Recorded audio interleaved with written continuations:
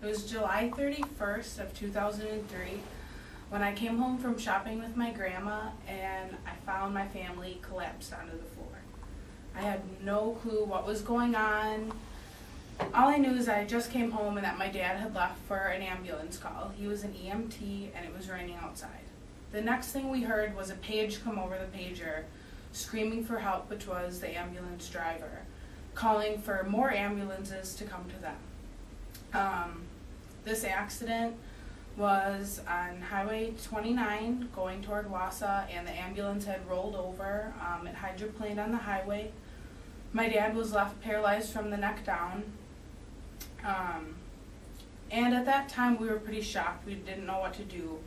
Our family just kind of held each other, and I remember one specific thing. I remember it was a little beetle on the ground and the beetle's legs were still moving.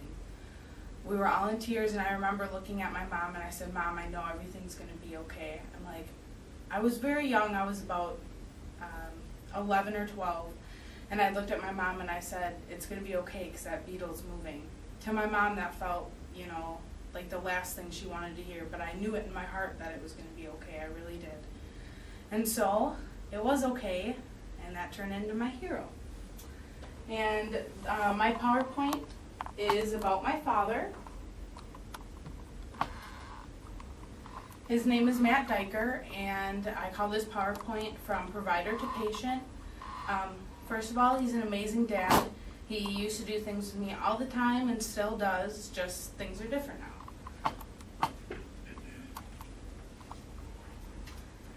This is my hero. He is my dad, like I told you earlier. Even though he's now quadriplegic and he breathes on a ventilator, he's still the same dad. He still can love me and we can still talk. And I mean, things are different, but he still has all these great qualities which still allows him to be my dad. He's so brave. He takes so many chances and he wants to live life to the fullest, which is one thing that I look up to a lot in my dad.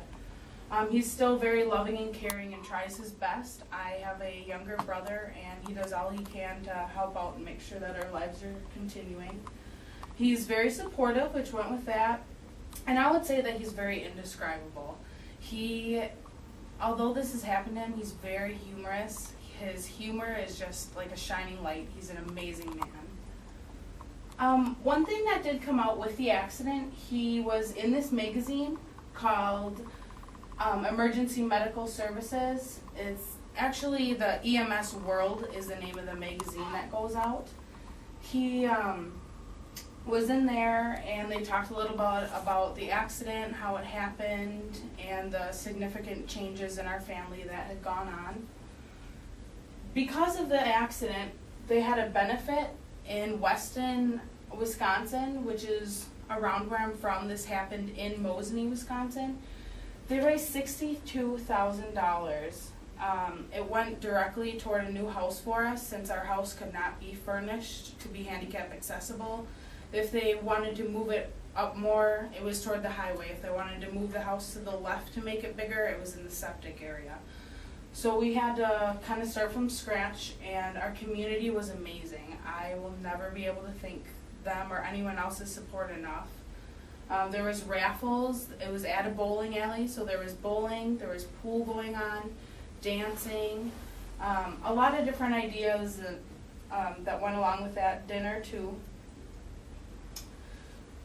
The changes that we've gone through as a family has been huge. We didn't really know how to deal with the injury itself.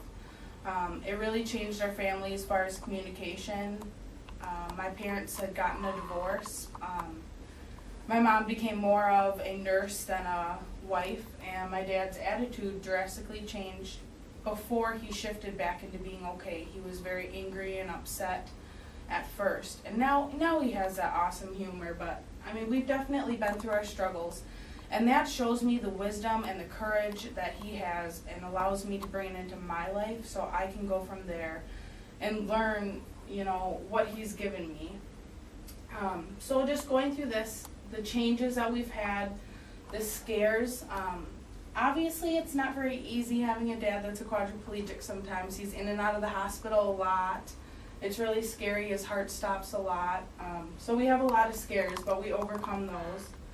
Struggles as far as family struggles. Now that my parents are divorced, it's right now just my dad and my brother in Wausau. And I'm not really there because I'm in school, so it's a struggle there, and trying to be a family apart's hard too. Family hardships still continue because my dad is paralyzed. Sometimes there are things that go with it that I don't really want to face. Like my mom doesn't feel that my dad can take care of us because he can't move. And those are some of the fights that we've gone through, but we've all still stuck together. And I guess last thing to touch up is that he will be my hero forever. And here I wrote, each day I look at it as an opportunity. I will never spend another day taking my life for granted. I know now that life can change in a snap of a finger. And that is so true. It took 3 seconds for that call to come across the pager. And we sat there in tears, and we had no clue what was going to happen. But it can change fast, so you might as well appreciate what we have and love who we have. My father taught me things that no one else could have. Life needs to be lived to the fullest, and that's what he always says. Take each step with an open eye in search of optimism. Basically, he takes every drive or every puff of his wheelchair, because that's how he drives his wheelchair with, his eyes open, looking for positivity. And that's one thing that I will carry through the rest of my life. No matter how bad a situation is, I just wish that myself and everyone around me can realize the positives and what there is in life for us to experience. So thank you so much for listening about my hero. I know we all have really important people in our lives, and I hope that by learning a little bit about my family and my dad and what we've gone through, hopefully we'll all not take life for granted, and we'll all know that every moment counts. And maybe that little beetle you'll see one day, kicking its feet, use that, use that to drive you to know that things are going to be okay. You gotta use optimism. So thank you. And this is my audience again. They're all here. They haven't ran. Thank you for